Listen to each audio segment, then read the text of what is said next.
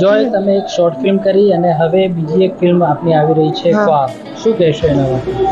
બહુ મસ્ત ફિલ્મ હતી અને હું ચાલીમાં બી રહેવા ગયો એમાં, એટલે મને એક્સપિરિયન્સ થયો એ એમાં. ફિલ્મમાં શું છે? ખ્વાબ મૂવી જે તમે કરી રહ્યા છો શોર્ટ ફિલ્મ, એમાં તમારું પાત્ર શું છે?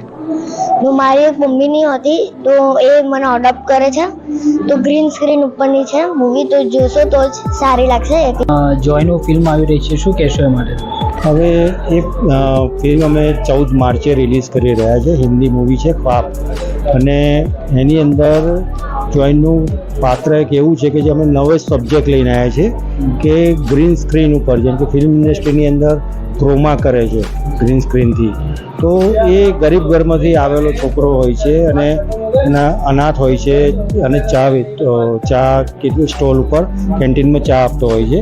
તો એ એક જગ્યાએ ચા આપવા જાય છે ને જુએ છે કે આ એક ગ્રીન સ્ક્રીન ઉપર શૂટિંગ થઈ રહ્યું છે, તો એને અચંબિત થઈ જાય છે. તો મજાકમાં ત્યાંનો ડિરેક્ટર એને એમ કહી રહ્યો છે કે ભાઈ ગ્રીન સ્ક્રીનમાં તમે જે માગો એ મળે. એટલે પછી એવી જ રીતે બધા કપડાં ગ્રીન કલરના ચોરી અને એક પડદો બનાવે છે અને ત્યાં પ્રાર્થના કરે છે કે મને મારી માં મળે.